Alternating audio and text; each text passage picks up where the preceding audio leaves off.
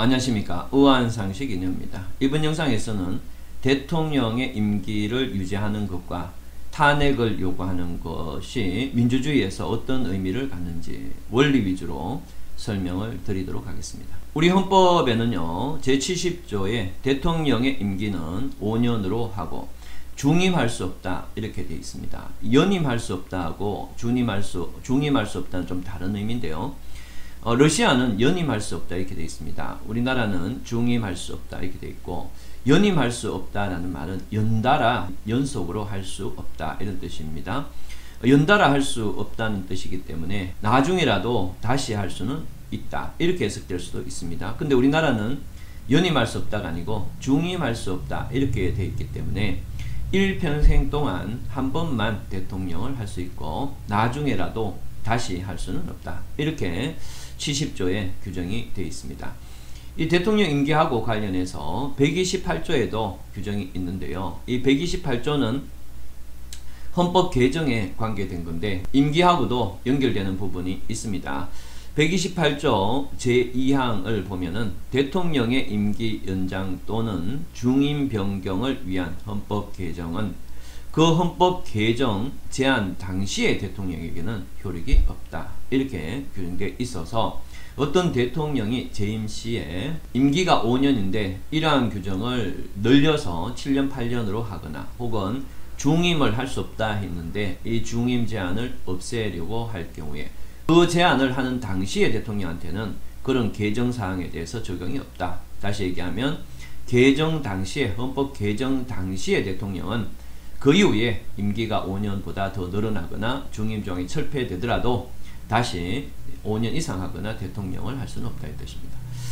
그리고요, 탄핵과 관련해서는 우리 헌법 조항의 65조에 있습니다. 65조 1항에 대통령 등 있습니다. 대통령, 이제 원문은 대통령, 국무총리 이렇게 되어 있지만 저는 대통령 등이 헌법이나 법률에 위반할 경우에는 그 직무 집행에 있어서 헌법이나 법률을 위반할 경우에는 국회가 탄핵을 소추할 수 있는데 이때 국회는 제적의원 과반에 의해서 이 탄핵안을 제안할 수가 있고, 국회에서 이렇게 탄핵의 의결이 되게 되면 대통령은 직무가 정지되고 그 사건은 헌법재판소에 넘어가서 헌법재판소의 재판관 6명의 찬성에 의해서 탄핵이 의결이 되고 6명이 안 될 때는 그 직을 유지하게 됩니다.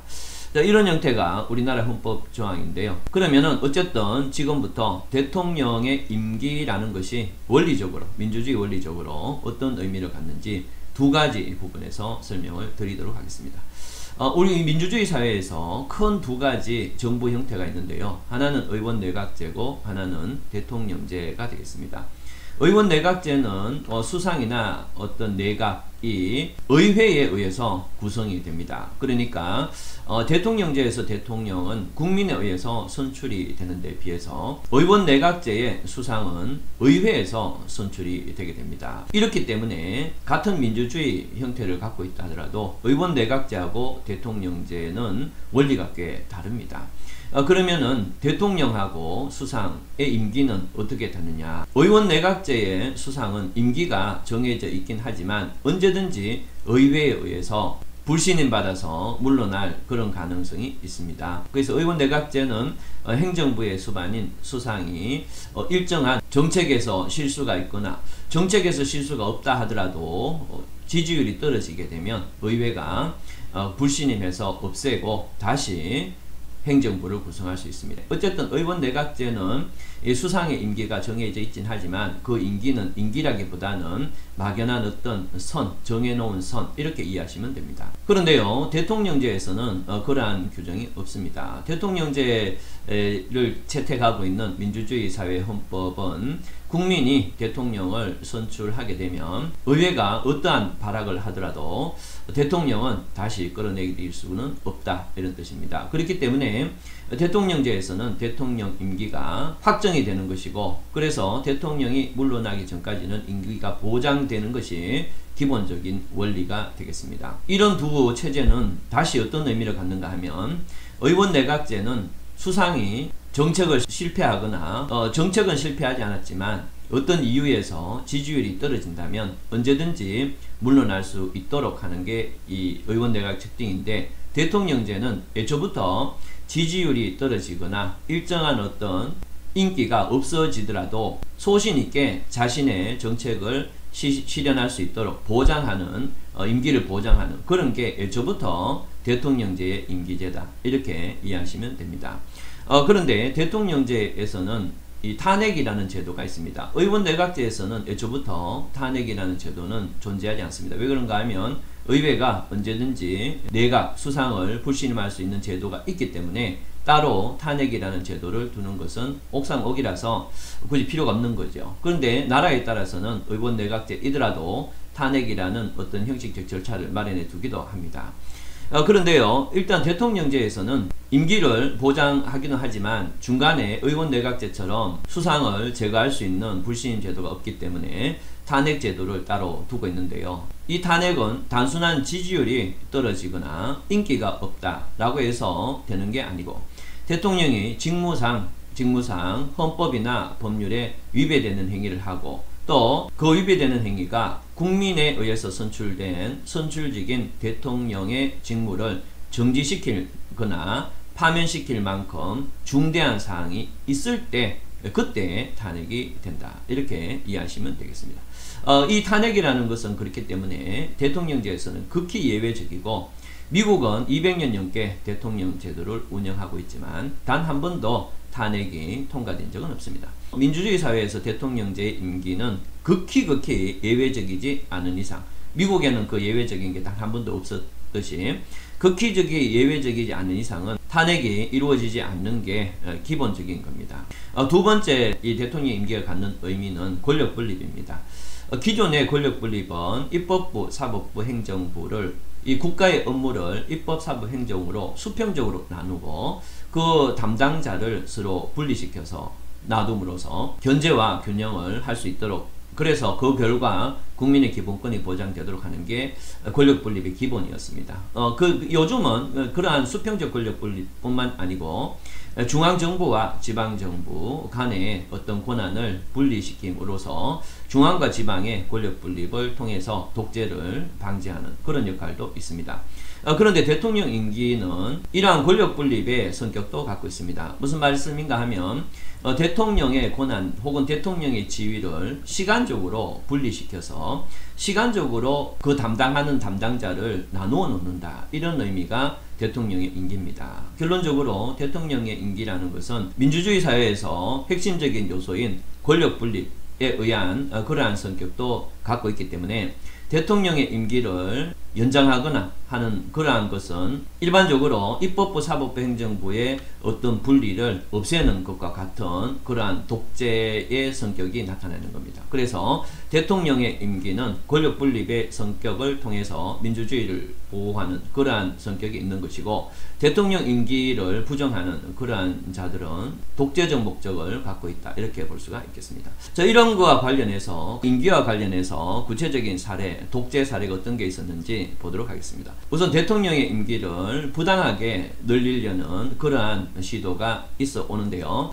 그건 바로 이제 독재의 전형적인 특성이죠. 그래서 원래 시간적으로 권력 분립을 해놓는 게 대통령의 임기인데, 그 권력 분립을 깨고 자신이 시간적인 어떤 범위를 초과해서 이렇게 집권을 하겠다라는 의도는 전형적인 독재적 사고입니다. 이것은 수평적 권력 분립에서 행정부의 대빵인 대통령이 입법부, 사법부를 다 하겠다라는 원리, 그런 어떤 권력 분립을 깨는 그런 원리와 동일한 그러한 수준의 어떤 시도가 되겠습니다. 이렇게 과거에는 대통령의 임기의 연장, 이런 것은 주로 권력, 힘을 동원한 그런 방법을 많이 썼습니다. 대표적으로 이승만 정권이 독재를 할 때와 그다음에 박정희가 삼성개헌 이후에 독재를 할 때, 그때는 전형적으로 권력, 힘을 이용한 그러한 어떤 독재가 되겠습니다. 그런데요, 민주주의 사회에서 가장 기본되는 이러한 임기의 파괴, 연장은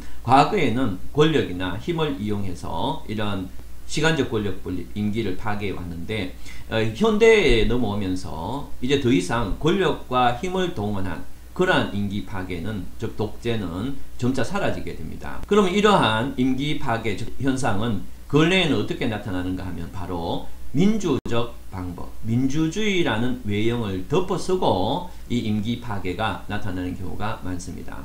독일에서도 이미 이러한 민주주의적 외형을 가지고 등장한 민주주의 파괴가 있었고요.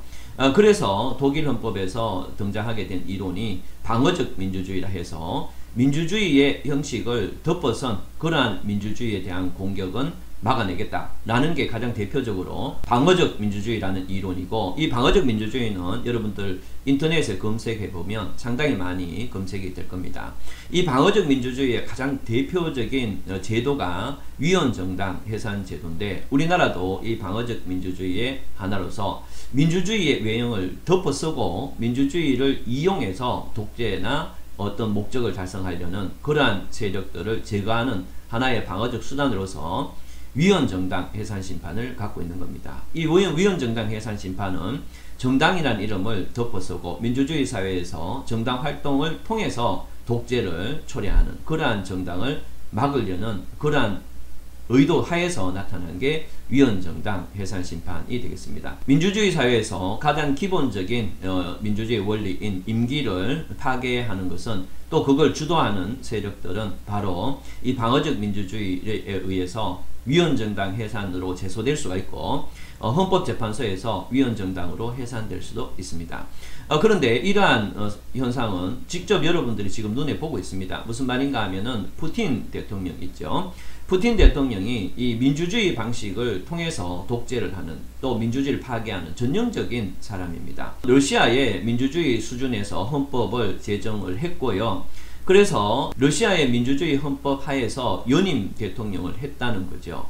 이렇게 연임까지 대통령을 한 다음에, 그런 다음에 러시아에서 이 중임 조항이 없다라는 것을 확인하고, 자기가 이제 연임을 못하니까 중간에 자기 사람을 내세워서 대통령을 한번 시킨 다음에, 그 다음에 자신이 다시 등장해서 대통령이 됨으로써 실질적으로는 독재를 계속하고 있지만, 형식적으로는 러시아의 민주적 헌법 질서를 지키는 그러한 형태를 취하고 있다는 거예요. 그래서 러시아에서는 바로 민주주의에 의해서 민주주의가 파괴되는 전형적인 현상을 보게 되는 겁니다.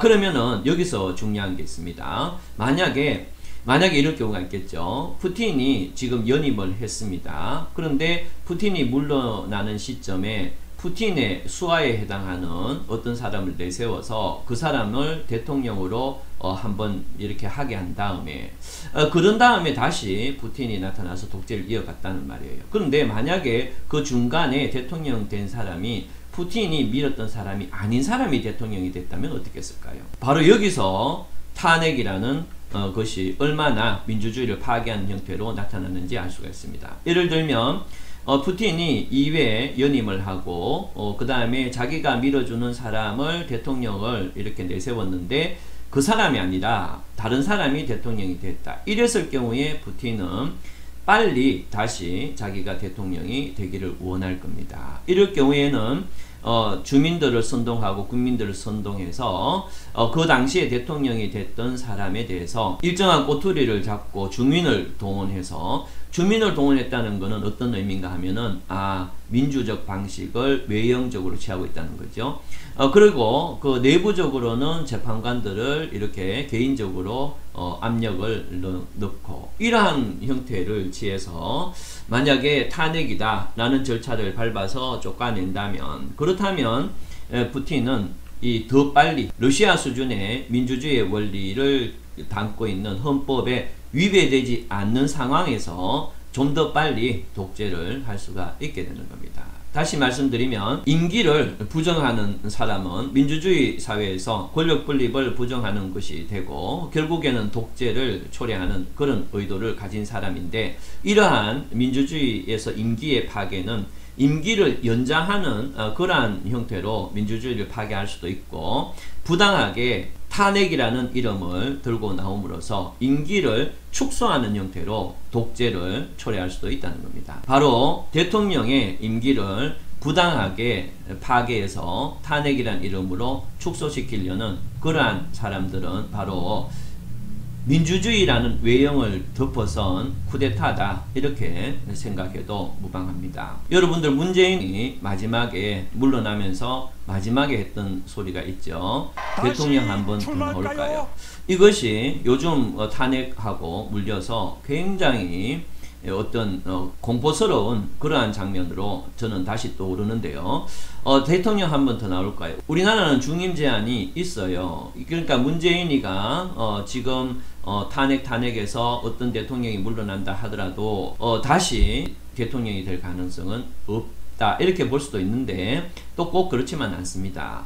문재인이가 대통령을 다시 할까요? 그런데 묘하게 지금 탄핵 얘기가 계속 나오고 있습니다. 이 탄핵 얘기가 나와서 탄핵이 실행됐다고 보면, 그래서 이런 분위기 속에서 헌법 중임 제한을 철폐했다고 보면, 그렇다면 문재인은 바로 그 중임 제한이 철폐될 때 대통령이 아니죠. 그렇게 되면 다시 대통령으로 출마할 가능성이 있게 되는 겁니다. 그래서 저는 그 문재인이가 물러날 때 했던 말하고 지금 탄핵의 분위기, 탄핵을 주장하는 사람들의 분위기, 이런 거를 이렇게 연결해 보면 그 말이 상당히 소름 끼치는 말이었다 이렇게 생각이 되게 됩니다. 저는 대체로 이 정치적인 어떤 얘기를 하지 않으려고 하지만 지금 어떤 상황을 이렇게 연결해 보면 민주주의에 의해서 민주주의가 파괴되는 어떤 그러한 분위기에 있지 않나 이렇게 해서 영상을 하나 만들어 봤습니다. 그러면은 다음에 더 좋은 상식으로 찾아뵙도록 하겠습니다. 감사합니다.